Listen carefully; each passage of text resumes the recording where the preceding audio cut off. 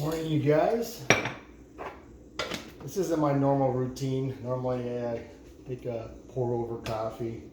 My wife will use this machine, which I got on the auction for $5. Something similar to the Keurig, but we use our coffee. Most of you didn't know that I was a coffee roaster also. And my friends and co-workers and family, they all know, and they all drink my coffee. I get a higher quality, high mountain Arabica from around the world, and I have blends of coffee. So it's a lot better than what you can buy out there. Most people say that I probably have the best coffee in the state of Arizona. But my favorite way to make coffee is the Japanese vacuum siphon.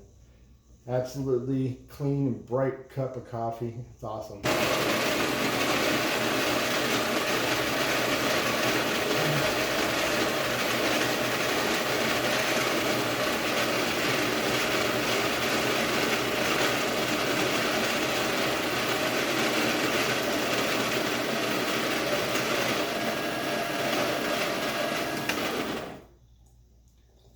So before I go out in the garden today, I always got to have my coffee.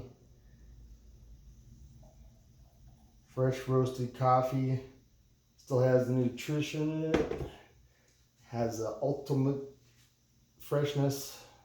Coffee's only fresh for about 2 weeks, so after you roast it. So everything you buy in the store is stale, and it's usually a low grade coffee anyways. But today we're going to make some vacuum siphon. It's my favorite way. Siphon technology has been around for a couple hundred years, just like my 19th century Royal Belgian balancing siphon that they developed in the 1830s. But the Japanese Hario company and chemists developed this unit much better than the balancing siphon technology. It just has such a clean, bright cup of coffee. And the coffee that I use, I think right now I'm using my blend that I call Mocha Nut, which is just Honduran and Mexican Chiapas. It has a nutty, dark chocolate taste to me. Everything I roast is pretty much like medium roast, but nothing like vacuum siphon. For drinking your coffee black, this is the best way to go.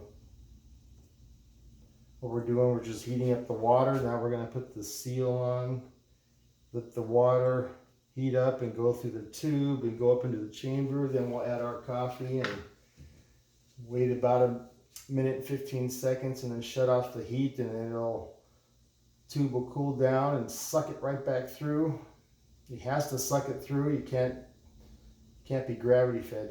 I've tried doing that and it just doesn't work. It has to be sucked back through. That's why it's called vacuum siphon. So we're gonna watch it heat up here. Turn it up a little bit. Get that boiling. Get it up in the chamber.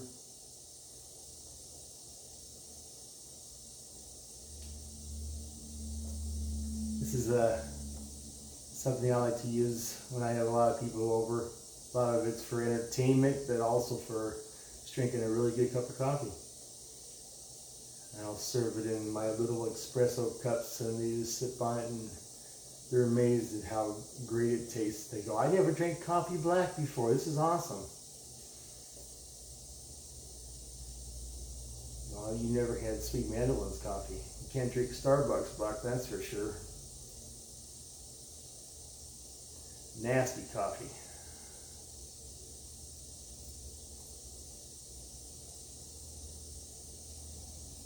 This is my coffee bar. Thank my wife for building my coffee bar out in the living room. I have an espresso bar in the kitchen. But now you need to turn it down and just keep the water up there on low flame. Right now it's about 212 degrees. I don't want it that hot. I want it about 205, 200 degrees. So I'm going to stir this a little bit Reduce the heat just by stirring it. And then I add my coffee, which is 30 grams. I weighed it out.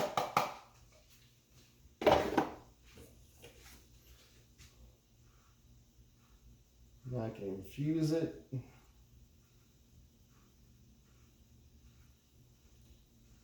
Very fresh coffee. Very effervescent, bubbly.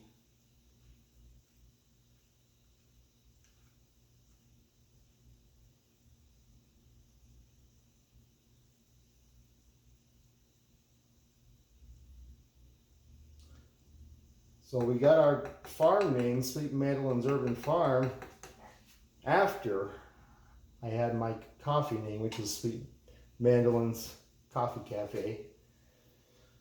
Because I do sell to my friends and co-workers. I don't want to get into commercialism. I don't want to degrade my quality. My retirement plan is to have a coffee cafe farmers market. If it ever comes to that, then it'll probably be the best coffee in the state of Arizona. And you get farmers market products on the side. Stuff that I'm growing, maybe some other farmers in the local area. That's my vision. Whether it comes to pass or not, only God knows.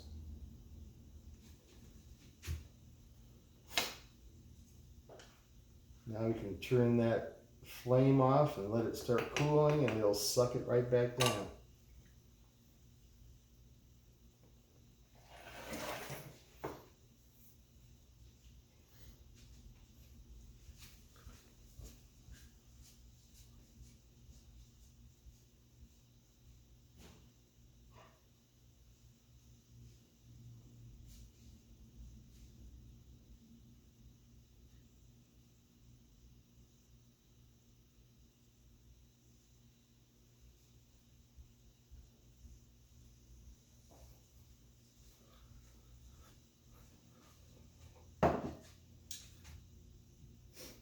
And you'll know when it's done because then all you get left sucking through is air.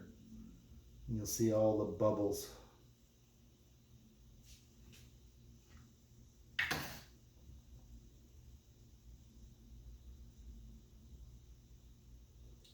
There's all the liquid. Now the air is being sucked through, finishing up that vacuum process. And we can break the seal.